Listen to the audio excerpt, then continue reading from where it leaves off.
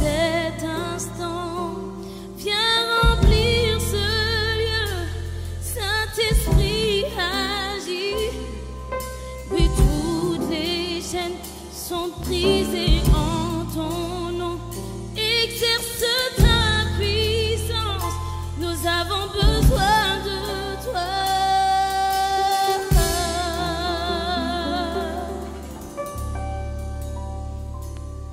Gloire au Seigneur Église, que le nom de notre Seigneur soit béni en ce mardi soir pour notre étude biblique, qu'il me soit permis d'honorer nos pasteurs Jean-Claude Novaki ainsi que Dean Baïfid pour le privilège qu'il me donne de pouvoir vous apporter l'étude biblique de ce soir.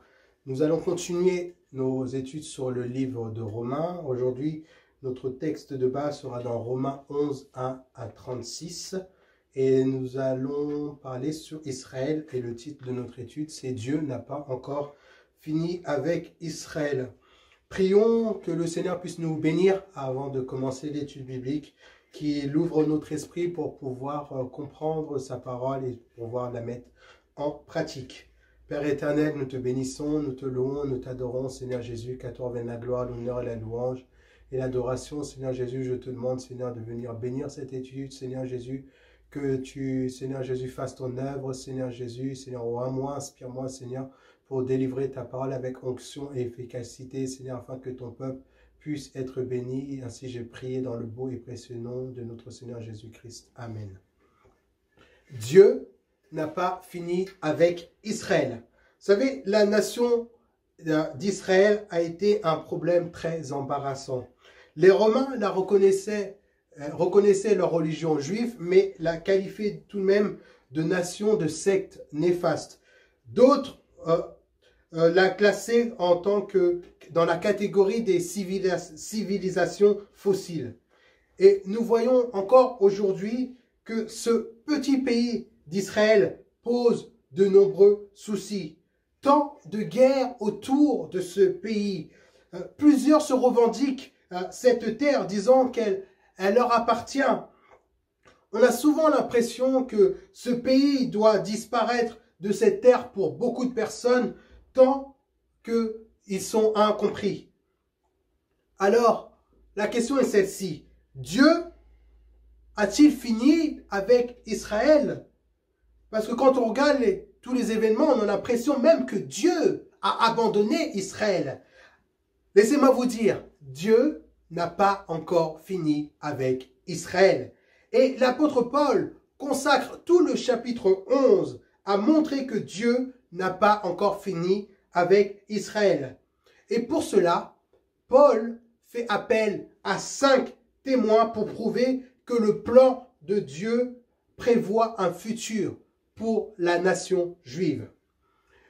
Le premier témoin que Paul utilise est lui-même. Et nous lisons au verset 1 du chapitre 11. C'est Paul qui parle, qui dit « Je dis donc, Dieu a-t-il rejeté son peuple? Loin de là, car moi aussi je suis israélite, de la postérité d'Abraham, de la tribu de Benjamin. Si Dieu a rejeté son peuple, comment expliquer la conversion de l'apôtre Paul? Les chapitres 9, 22 et 26 de Actes des Apôtres nous parlent de cette conversion. La conversion de Paul est un exemple de la conversion du futur de la nation d'Israël. Paul affirme que Dieu, selon 1 Timothée 1,16, l'a sauvé afin qu'en moi le premier, Jésus-Christ montre toute sa patience pour servir d'exemple à ceux qui croiront en lui pour la vie éternelle. Nous connaissons tous la manière dont Paul s'est converti, alors qu'il était sur le chemin de Damas pour aller faire ce qui le passionnait le plus, c'est-à-dire, à savoir les chrétiens persécutés, les mettre en prison. Une lumière éclatante l'a aveuglé et une voix se fit entendre du ciel et disait « Saul, Saul, pourquoi me persécutes-tu » En fait, la conversion de Paul est une image de la façon dont la nation d'Israël sera sauvée lorsque Jésus reviendra pour établir son royaume sur terre. Et les détails de cette restauration et du salut d'Israël sont donnés en Zacharie 12:10. Lorsque il reviendra, la nation le verra. Zacharie 14:4, Acte 1:11 et Apocalypse 1:7 le reconnaîtra comme son Messie et se repentira et le recevra.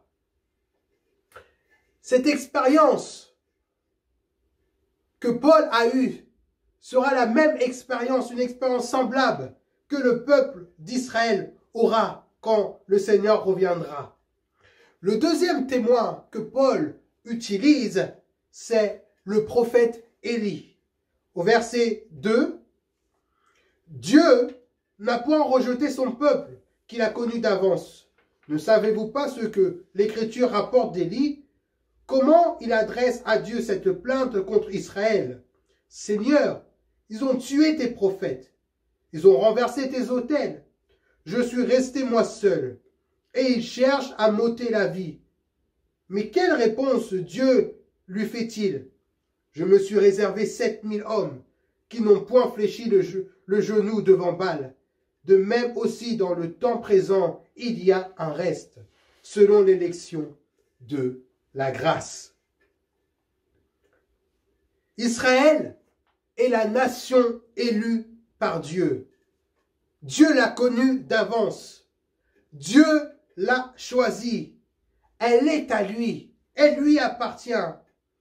Et le fait que la majorité des Juifs ait rejeté Christ n'est pas une preuve que Dieu a terminé avec son peuple. Vous savez, Élie, à son époque, pensait que la nation tout entière s'était détournée de Dieu. Et on peut lire cela dans 1 Roi 19. Mais Élie découvrit qu'il subsistait un reste de vrais croyants. Il pensait être le seul juif sur terre encore à honorer et à servir Dieu. Mais il a découvert que Dieu s'était réservé un reste de 7000 personnes. Paul donc fait allusion à ce reste. Notez que ce reste-là que Paul parle est un reste qui est sauvé par grâce et non par les œuvres. Si un reste est sauvé, cela est la preuve que Dieu n'avait pas encore fini avec son peuple. Qu'est-ce qui s'est passé alors pour la majorité de la nation? Ils ont été endurcis. C'était le résultat de leur résistance à la vérité. Comme Pharaon a été endurci parce qu'il avait résisté à la vérité. Et la question que je nous pose aujourd'hui, qu'en est-il de nous? Faisons-nous partie de ce reste que Dieu a réservé? Qu'en est-il de cette vérité qui nous a été transmise par nos pères? Résistons-nous à cette vérité? Avons-nous tordu cette vérité pour satisfaire nos passions et nos besoins personnels? Éphésiens 4:4 nous dit, il y a un seul corps et un seul esprit, comme vous avez été appelés à une seule espérance par votre vocation. Il y a un seul Seigneur, une seule foi, un seul baptême, un seul Dieu et Père de tous, qui est au-dessus de tout et parmi tous et en tous. Frères, sœurs, gardons cette vérité. Frères, sœurs, chérissons cette vérité. Aimons cette vérité. Laissons-nous affranchir par cette vérité. Laissons-nous conduire par cette vérité. Si nous aimons le Seigneur, comme notre bouche a l'habitude de dire, alors respectons cette vérité. Paul a clairement montré que l'endurcissement d'Israël n'est ni total ni définitif. Et cela nous prouve, encore une fois, que Dieu n'a pas fini avec Israël. Au verset 25, il nous dit, « Il y a endurcissement partiel d'Israël jusqu'à ce que la totalité des païens soit entrée. » L'existence d'un reste de Juifs croyants aujourd'hui, comme au temps d'Élie, est la preuve que Dieu n'a pas fini avec son peuple. Vous savez, Paul, lui, n'a pas commis la même erreur qu'Élie, et qui a dit, « Je suis resté seul. Je suis le seul, moi, Seigneur. » Parce que Paul savait que dans ce monde, un reste d'Israël fidèle à Dieu subsistait encore. Le troisième témoin que Paul utilise, c'est les autres nations. Au verset 11 à 15 nous dit, « Je dis donc, est-ce pour tomber qu'ils ont bronché? Loin de là. Mais par leur chute, le salut est devenu accessible aux païens, afin qu'ils fussent excités à la jalousie. Or, si la chute a été la richesse du monde, et leur amendement la richesse des païens, combien plus en sera-t-il ainsi quand ils se convertiront tous? Je vous le dis à vous, païens, en tant que je suis apôtre de païens, je glorifie mon ministère, afin s'il est possible d'exciter la jalousie de ceux de ma race et d'en sauver quelques-uns. Car si leur rejet a été la réconciliation du monde, que sera leur réintégration, sinon une vie d'entre les morts? Lorsque les Juifs ont rejeté l'Évangile, Dieu l'a fait annoncer aux autres peuples qui, pour beaucoup ont cru, ont été sauvés. C'est alors qu'Israël a connu 3 tragédies. 1. La nation a trébuché, au verset 11. 2. Elle a connu la défaite, au verset 13. Et 3. Elle a été mise à l'écart, au verset 15. Par la chute d'Israël, le salut est venu aux autres nations. Dieu avait promis que des représentants de tous les peuples seraient sauvés. Et il a tenu sa promesse. Ne tiendra-t-il donc pas sa promesse envers les Juifs? Les prophéties d'Ésaïe 11 et Ésaïe 60 montrent clairement que les non-juifs participeront au royaume d'Israël. Mais la nation d'Israël ne s'est pas élevée. Elle a trébuché. Que fera donc Dieu avec les autres nations? Il a introduit un facteur nouveau. Et ce facteur est l'Église, dans laquelle les croyants juifs et autres sont unis en Christ, selon Éphésiens 2, 11 à 22. Et en Éphésiens 3, Paul appelle ce nouveau plan le mystère, c'est-à-dire le secret sacré, qui n'avait pas été révélé dans l'Ancien Testament. Cela signifie-t-il que Dieu a renoncé son plan prévoyant un royaume pour Israël? Bien sûr que non. La nation d'Israël a simplement été mise à l'écart jusqu'à ce que s'accomplisse le plan de Dieu pour elle. Paul déclare que les autres nations ont un ministère vital envers Israël.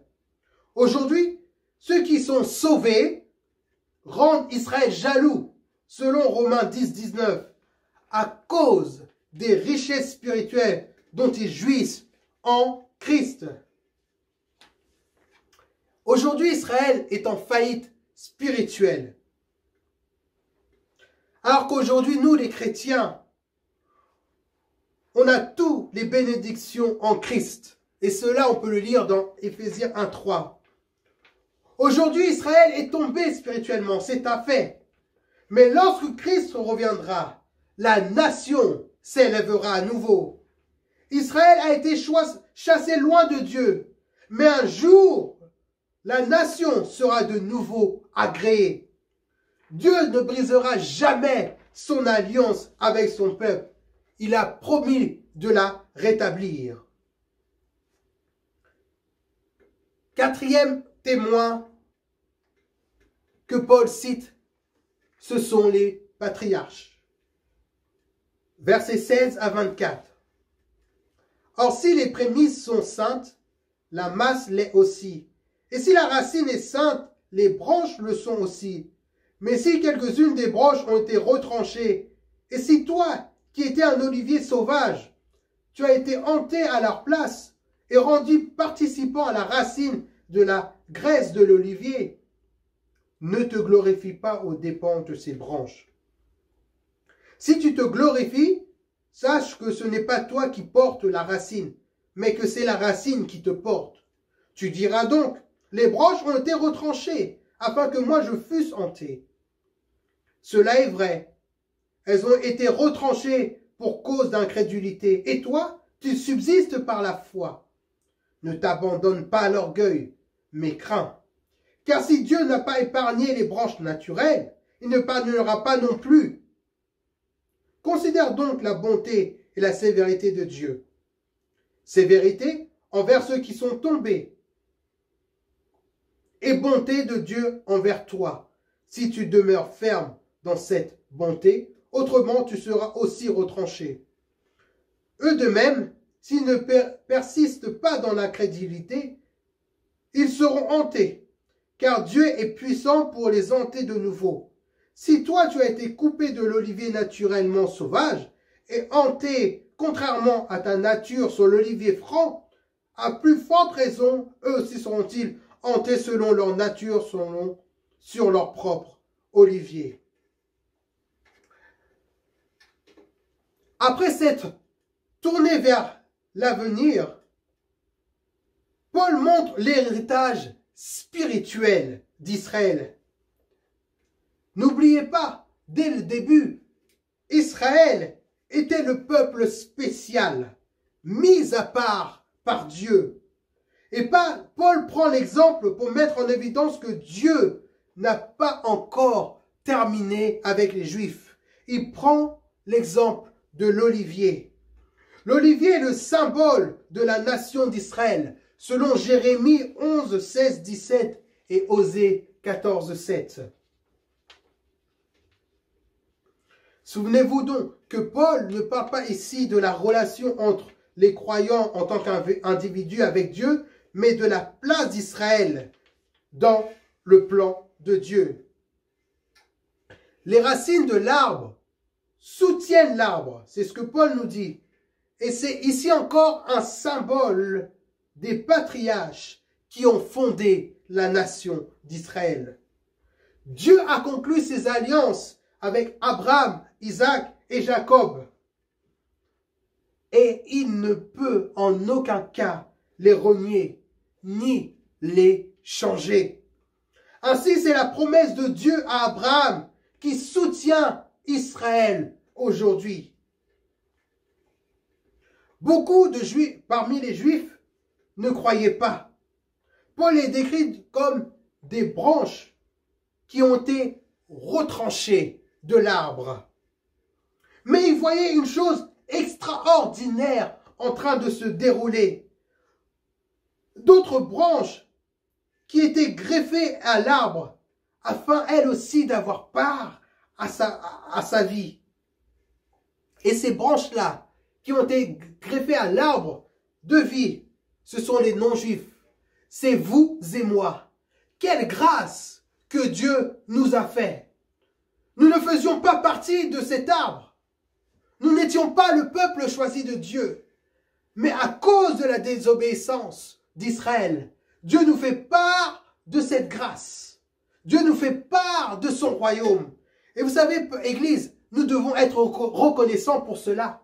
Nous ne devons pas tout prendre pour un fait accompli. C'est pas chrétien un jour, chrétien pour toujours. Non, ça ne se passe pas comme ça.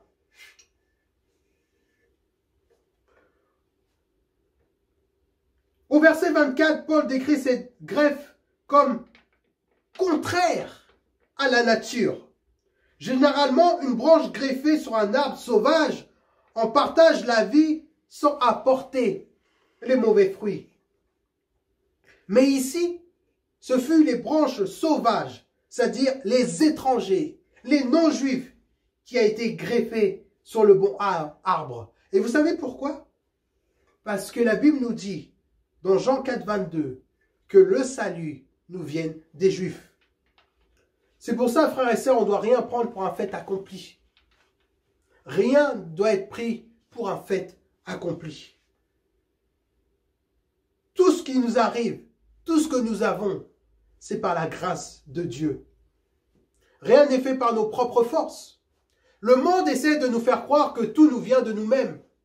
Mais non, tout ce que nous avons nous vient de la grâce de Dieu.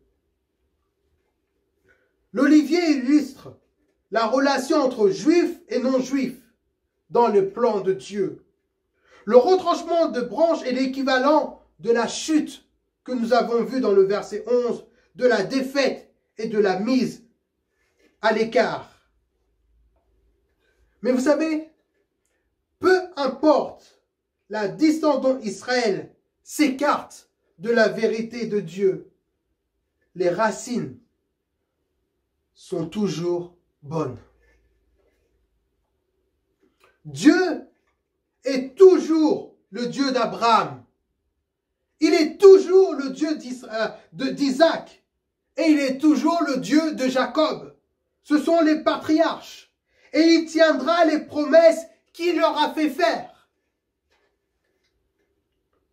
Cela signifie que l'olivier refleurira un jour. Est-ce que Dieu a fini avec Israël? Non. Ce n'est pas encore fini avec Israël. Cinquième et dernier témoin que Paul utilise, c'est Dieu lui-même. Au verset 25, « Car je ne veux pas, frères, que vous ignorez ce mystère, afin que vous ne vous regardiez point comme sages. C'est qu'une partie d'Israël est tombée dans l'endurcissement jusqu'à ce que la totalité des païens soit entrée. Et ainsi, tout Israël sera sauvé. Selon qui est écrit, le libérateur viendra de Sion et il détournera de Jacob les impiétés. Et ce sera mon alliance avec eux lorsque j'ôterai leurs péchés. En ce qui concerne l'évangile, ils sont ennemis à cause de vous. Mais en ce qui concerne l'élection, ils sont aimés à cause de leur Père. Car Dieu ne se repent pas de ses dons et de son appel. De même que vous avez autrefois désobéi à Dieu et que par leur désobéissance, vous avez maintenant obtenu miséricorde. De même, ils ont maintenant désobéi afin que par la miséricorde qui vous a été faite, ils obtiennent aussi miséricorde. Car Dieu a renfermé tous les hommes dans la désobéissance pour faire miséricorde à tous. Aux profondeurs de la richesse, de la sagesse et de la science de Dieu, que ses jugements sont insondables et ses voies incompréhensibles. Car qui a connu la pensée du Seigneur, ou qui a été conseillé? Qui lui a donné le premier pour qu'il ait à recevoir en retour? C'est de lui, par lui et pour lui que sont toutes choses. À lui, gloire dans tous les siècles. Amen.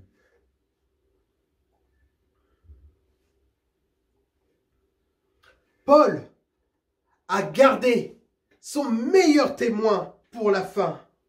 Il a prouvé que le caractère de l'œuvre même de Dieu était engagé dans le futur d'Israël. Tout ce qui est arrivé à Israël fait partie du plan de Dieu. Ne pensez pas que Dieu n'est pas au courant de ce qui se passe avec Israël, même actuellement. Tout ce qui se passe, c'est dans le plan de Dieu. Dieu sait ce qu'il fait. L'aveuglement ou l'endurcissement d'Israël en tant que nation n'est ni total, ni définitif, mais partiel et temporaire. Combien de temps cela durera? La Bible nous le dit, jusqu'à ce que la totalité des païens, c'est-à-dire ceux qui sont destinés au salut, soient entrés dans ce royaume. C'est pour cela que je vous disais que tout à l'heure, que en tant que peuple de Dieu qui avons été greffés à la nation, à l'arbre, nous avons une responsabilité vitale pour le peuple d'Israël. Plus nous allons évangéliser, plus nous allons prendre le temps de faire des études bibliques, d'annoncer la parole de Dieu, vous savez quoi? Plus le nombre de nos frères sera accompli, rentreront dans le royaume de Dieu, plus vite Dieu se tournera vers Israël. Dieu a promis de sauver son peuple et il tiendra sa promesse. Dieu a une alliance avec Israël et nous ne devons pas l'oublier. Cette alliance ne date pas d'aujourd'hui. Je dis toujours, quand Dieu fait une alliance, il ne rompt pas son alliance.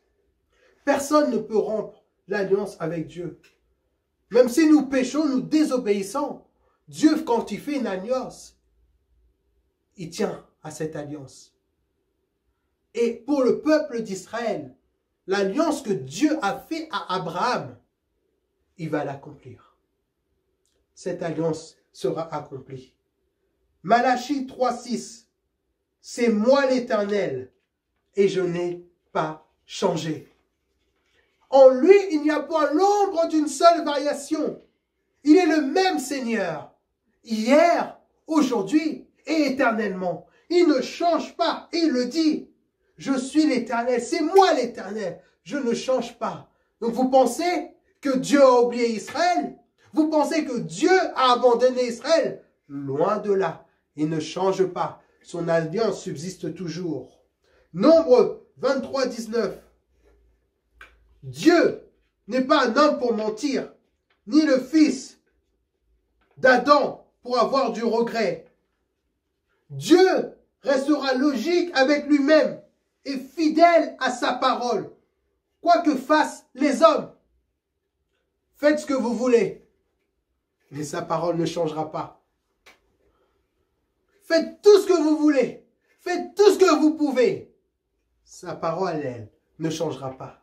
Ses promesses ne changeront pas. Dieu a fait des promesses pour vous dans votre vie. Elles vont s'accomplir certainement, parce qu'il ne change pas. Et en conclusion, tout ce que Paul pouvait faire, après avoir contemplé le magnifique plan de Dieu pour le salut des Juifs et des autres nations, était de chanter un hymne de louange. La seule chose que Paul pouvait faire, c'était de louer Dieu. Seul un Dieu aussi sage que le nôtre pouvait transformer la chute d'Israël en un salut pour le monde. On ne peut pas comprendre la sagesse de Dieu. On ne peut même pas l'imaginer dans notre esprit. Vous vous rendez compte, la chute d'Israël, Dieu a changé cela pour nous. Et nous faisons partie de son peuple. Les plans de Dieu, j'aimerais vous dire, mon frère et ma sœur, n'échoueront jamais, jamais, jamais. Tous ces objectifs seront atteints. Personne ne peut s'opposer à ce que Dieu a dit. Nul être humain ne peut pleinement comprendre la pensée du Seigneur. Plus nous examinerons ses voies, plus nous le louerons. Et c'est ce que nous devons faire, plus que jamais. Plonger notre regard dans sa parole. Et nous allons voir les merveilles, les choses que Dieu a pour chacun d'entre nous. Et plus nos yeux seront fixés vers lui, plus nous verrons sa grandeur. Et la seule chose que nous aurons envie de faire, c'est comme Paul, c'est de chanter un hymne de louange. C'est d'avoir un chant d'allégresse, un chant de reconnaissance. N'êtes-vous pas reconnaissant de connaître le seul et unique Seigneur? N'êtes-vous pas reconnaissant de connaître le seul et unique Dieu? Jésus-Christ, notre Seigneur et notre Sauveur. Je suis reconnaissant au Seigneur d'avoir mis un jour un homme et une femme sur ma route pour qu'ils m'annoncent l'évangile de Dieu avec sa vérité et son efficacité, avec cette onction. Je suis reconnaissant envers le Seigneur pour les hommes de Dieu qu'il a mis sur ma route. Je suis reconnaissant au Seigneur pour l'Église qu'il m'a donnée. Êtes-vous reconnaissant aujourd'hui? Aujourd'hui, c'est notre temps. C'est le temps de l'Église. C'est le temps de l'Église à glorifier le Seigneur. C'est le temps de l'Église à évangéliser. Profitons de ces moments. Parce que, vous savez, notre temps est limité. Notre temps est court. Tout nous montre que les choses accélèrent. Tout s'accélère autour de nous. Le monde change, les habitudes changent. Et les gens sont bouleversés. Mais nous, chrétiens, nous ne sommes pas troublés.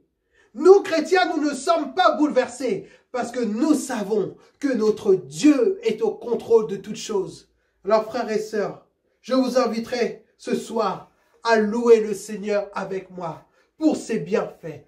Je vous inviterai à lever vos mains vers lui et le louer et l'adorer pour tout ce qu'il a fait pour nous. Père éternel, nous bénissons ton nom. Nous louons ton nom, nous exaltons ton nom, Seigneur. Merci, Seigneur, parce que, Seigneur, tu nous montres encore ta grandeur, Seigneur. Seigneur, quelle sagesse, Seigneur. Seigneur, ta sagesse dépasse notre intelligence. Ta sagesse dépasse notre entendement, Seigneur. Nous qui n'étions rien. Tu nous as greffés à cet arbre, Seigneur, à cet arbre de vie, Seigneur. Et tu nous as fait devenir enfants de Dieu. Seigneur, c'est une grâce que tu nous fais, Seigneur. Papa, nous ne voulons pas prendre notre salut pour un fait accompli. Mais jour après jour, nous voulons te rendre grâce et honneur, Seigneur, pour tout ce que tu fais pour nous, Seigneur. Père éternel, sois béni, Seigneur. Oui, nous savons que tu n'as pas encore fini avec Israël. Nous savons que tu as un plan, Seigneur Jésus, pour ton peuple, Seigneur. En attendant, nous, Seigneur, nous voulons faire notre part, Seigneur. En attendant, Seigneur, nous voulons être actifs dans ton royaume, Seigneur, afin que, Seigneur, le nombre de nos frères puisse entrer dans le royaume que tu as pourvu, Seigneur, et qu'afin que, Seigneur, tu puisses te tourner vers Israël, Seigneur, comme ce qui est ta volonté, Seigneur Jésus. Père éternel, je te bénis pour cette étude biblique. Je te demande de bénir mes frères et mes sœurs qui sont dans leur maison, Seigneur, que tu pourvoies à tous leurs besoins, Seigneur, que tu sois avec eux chaque instant de leur vie, Seigneur Jésus, mon Dieu, mon roi. Qu'à toi revienne la gloire, l'honneur, la louange et l'adoration. Ainsi j'ai prié dans le beau et précieux nom de notre Seigneur Jésus. Que la paix du Seigneur vous accompagne et que le Seigneur vous garde en toutes circonstances. N'oubliez pas, Dieu n'a pas fini avec Israël.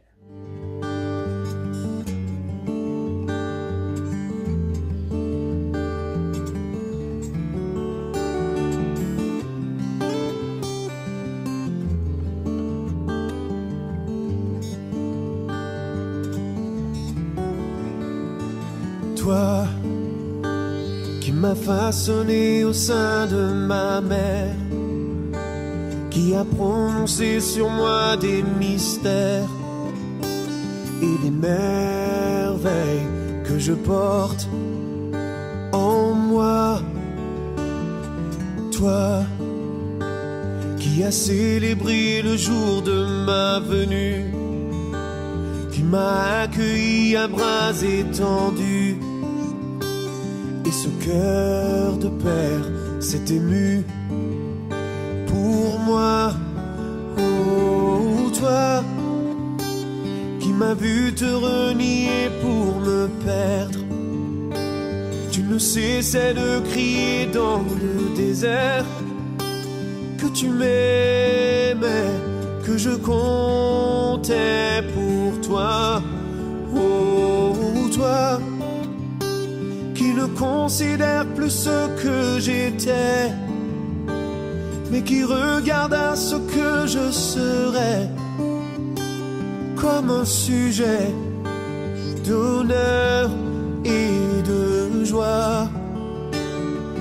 Toi qui as semé dans ma vie des trésors et le précieux don que souvent j'ignore, tu me bénis, tu le feras encore. Oh, oh, toi qui me chéris depuis le premier jour, je ne saisis l'étendue de cet amour. Je te trahis, mais tu m'aimes en retour. Oh, toi qui m'as vu te renier pour me perdre, tu ne cessais de crier dans le désert que tu m'aimais, que je comptais pour toi. Oh, toi qui ne considère plus ce que j'ai fait, mais qui regarde à ce que je ferai comme un sujet d'honneur et de joie. Tu m'as élevé comme un fils, aimé de tout ton cœur. Je t'ai rejeté tant de fois, je t'ai si peu considéré, souvent même accusé, rejetant mes erreurs sur toi. Tu as mis ton nom sur mes